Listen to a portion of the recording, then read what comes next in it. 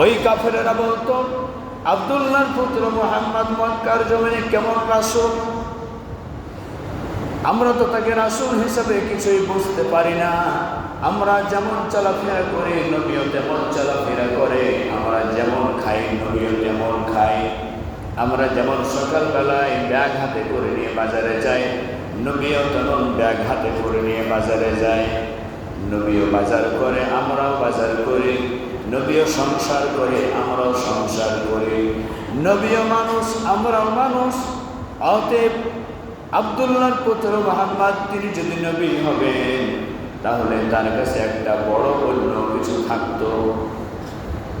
আল্লাহর রাসূল সাল্লাল্লাহু আলাইহি সাল্লাম সম্পর্কে মক্কার কাফেররা, আবু জেহেল, আবু লাহাব, উতবা, শাইবা, মুগীরারা এই ধরনের মন্তব্য শুরু করল, আমরা যেমন ঘুমাই নবীও তেমন ঘুমায়, আমরা যেমন ঘর সংসার করি বিবি নিয়ে নবীও তেমন বিবি নিয়ে ঘর সংসার করে, আমাদের যেমন স্বামী স্ত্রীর মিলামেশা করে বাচ্চা পয়দা হয়েছে নবীও স্বামী স্ত্রী হিসাবে মিলামেশা করার পরেও বাচ্চা পয়দা হয়েছে। কি বলেন, ঠিক না ঠিক?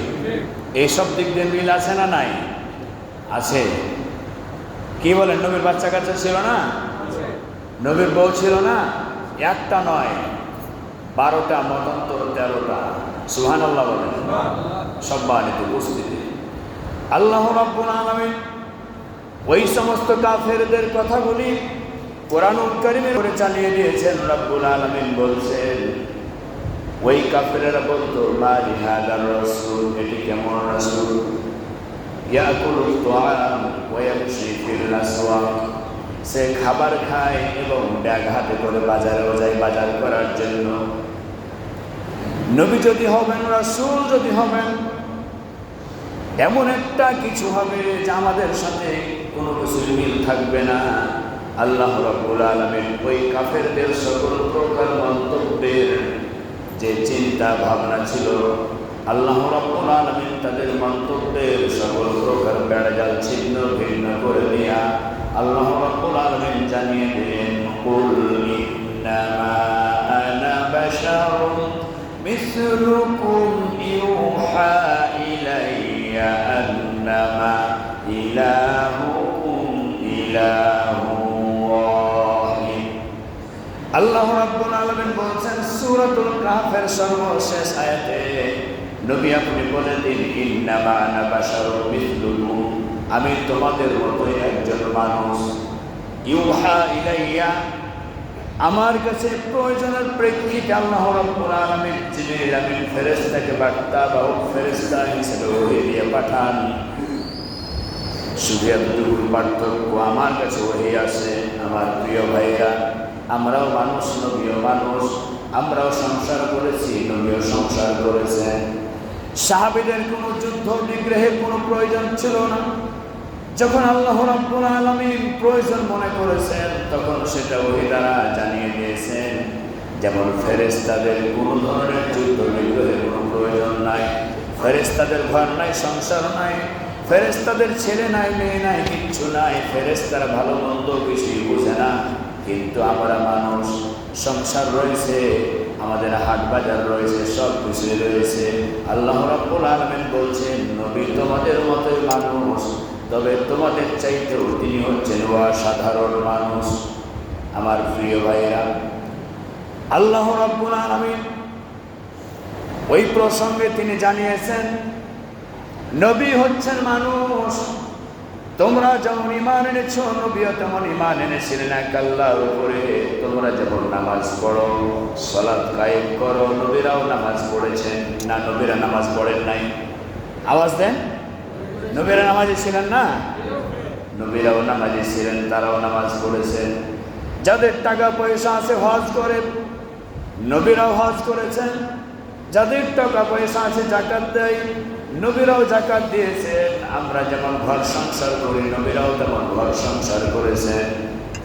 যেমন আমাদের বাবা আদম, হযরত আদম আলাইহিস সালাতু ওয়াস সালাম এবং মা হাওয়া আলাইহিস সালাতু ওয়াস সালামা, তারা দুইজন ছিলেন আমাদের আদি পিতা এবং আমাদের আদি মাতা। ঠিক না ঠিক? তারা দুইজন আমাদের আদি পিতা, আদি মাতা। তারা দুইজন ছিলেন স্বামী এবং স্ত্রী।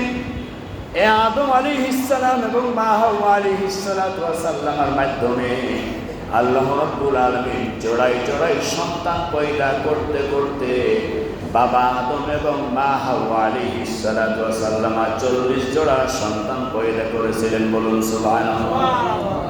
তাহলে নবীরা কি মানুষ না? কি বলেন, নবীরা মানুষ না? নবীরা মানুষ, সম্মানিত বুঝতে। বিশ্বনবী মুহাম্মদুর রাসূলুল্লাহ সাল্লাল্লাহু আলাইহি সাল্লাম সেই কথাটাই আল্লাহ রাব্বুল আলামিন যা মেসেজ করেছেন তা জানিয়ে দিয়েছেন। নবী আপনি বলে দিন, আমি তোমাদের মতো একজন মানুষ।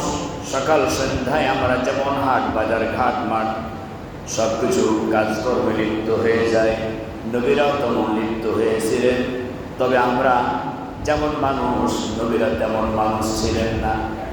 কোন নবী রাসূলগণ মিথ্যা কথা বলেন নাই, কোন নবী রাসূলগণ অহেতুক কোনো কথা বলেন নাই, কোন নবী রাসূলগণ অহেতুক কারো সঙ্গে কোনো সময় ঝগড়া বিবাদে লিপ্ত হন নাই।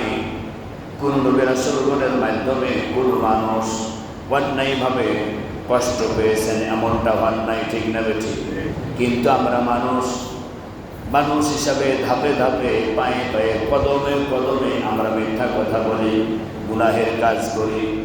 প্রত্যেকটা মুহূর্তে মানুষের সাথে আমাদের ঝগড়া বিবাদ হয়, পরিবারের সাথে ঝগড়া বিবাদ হয়, আত্মীয় স্বজনের সাথে সম্পর্ক ঠিক নাই।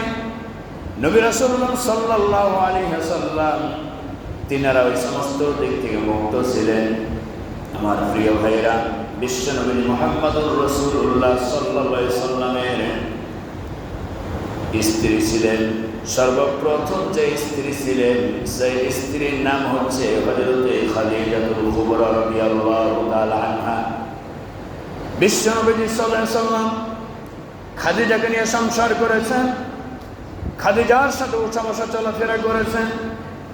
নবীজি সাল্লাল্লাহু আলাইহি ওয়াসাল্লাম বলেছেন, এই খাদিজা ছিল আমার দুঃসময়ের স্ত্রী।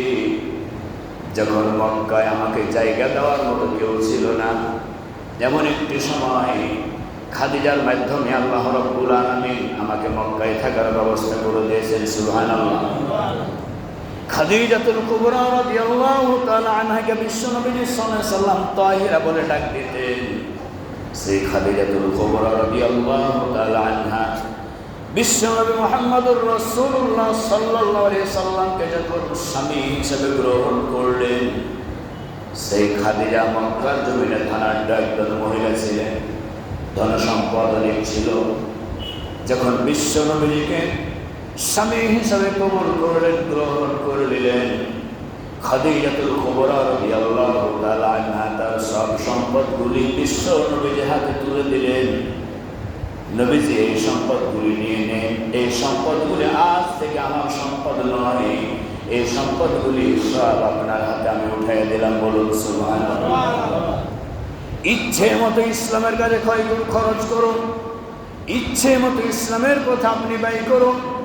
বিশ্বনবী সাল্লাল্লাহু আলাইহি ওয়াসাল্লাম সেইভাবে খাদিজার সাথে সংসার করেছেন, মিলামিশা করেছেন, উঠা বসা করেছেন, চলাফেরা করেছেন।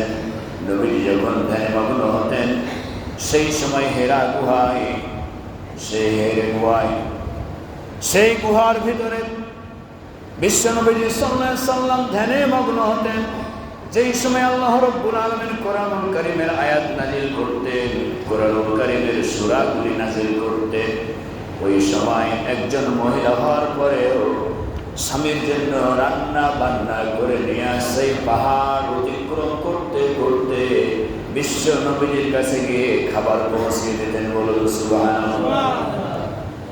বিশ্ব নবী সাল্লাল্লাহু আলাইহি ওয়াসাল্লামকে এতটাই মহব্বত করতেন, ভালোবাসতেন। বিশ্ব নবী সাল্লাল্লাহু আলাইহি ওয়াসাল্লাম তিনি যখন সেই গুহার মধ্যে অবস্থান করতেন, কোন একদিন হঠাৎ করে খাদিজাতুল কুবরা রাদিয়াল্লাহু তাআলা আনহা খাবার নিয়ে সেখানে উপস্থিত হয়েছেন। আল্লাহ রাব্বুল আলামিন জিবরিল আমিন ফেরেশতার মাধ্যমে জানায় দিলেন, হে জিবরাইল, আমার প্রিয় হাবিব মুহাম্মদুর রাসূলুল্লাহ সাল্লাল্লাহু আলাইহি ওয়াসাল্লামের স্ত্রী সহধর্মিণী খাদিজাতুল কুবরাকে আমার সালাম দিবা, বিশ্ব নবীজিকে বলবা আল্লাহ রাব্বুল আলামিন খাদিজাকে সালাম দিয়েছেন। সুবহানাল্লাহ। বিশ্ব নবীজি সাল্লাল্লাহু আলাইহি সাল্লামের কাছে যখন খাদিজা চলে আসছেন, জিবরিল আমিন ফেরেশতা মেসেজ দিয়ে চলে যাচ্ছেন আর বললেন, ইয়া রাসূলুল্লাহ, ইয়া হাবিবাল্লাহ, আল্লাহ রাব্বুল আলামিন হযরত খাদিজাতুল কুবরাকে সালাম দিয়েছেন। সেইখান থেকে জিবরিল আমিন ফেরেশতা স্থানান্তর হয়ে পড়লেন, উঠে গেলেন, খাদিজা চলে গেলেন, বসলেন, কথাবার্তা হলো। এক পর্যায়ে রাসূল করিম সাল্লাল্লাহু আলাইহি সাল্লাম বলেছেন, খাদিজা, আজকে তোমার জন্য একটি পুরস্কার রয়েছে। সুবহানাল্লাহ। কি পুরস্কার ইয়া রাসূলুল্লাহ? বিশ্বনবীজি বললেন, খাদিজা, আল্লাহ রাব্বুল আলামিন তোমাকে আরশে আজিম থেকে সালাম জানিয়েছেন।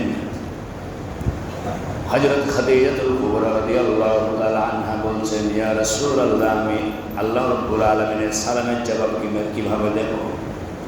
আল্লাহর নবী বললেন, শুধু আল্লাহ রাব্বুল আলামিন সালাম দেন নাই, জিবরিল আমিন ফেরেশতাও তোমাকে সালাম দিয়েছেন।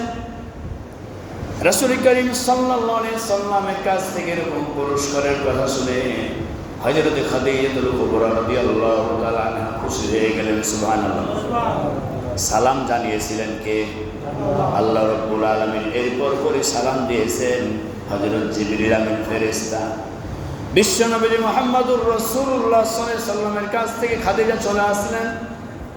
আমার প্রিয় ভাইরা, ইসলামের পথে অটল অনড় অবিচল হয়ে থাকলে, ইসলামের উপরে প্রতিষ্ঠিত থাকলে, ইসলামকে মেনে চললে, কখন কোন আমলে আল্লাহ রাব্বুল আলামিন কার জন্য কি ঘোষণা দিবেন কেউ বলতে পারবে না।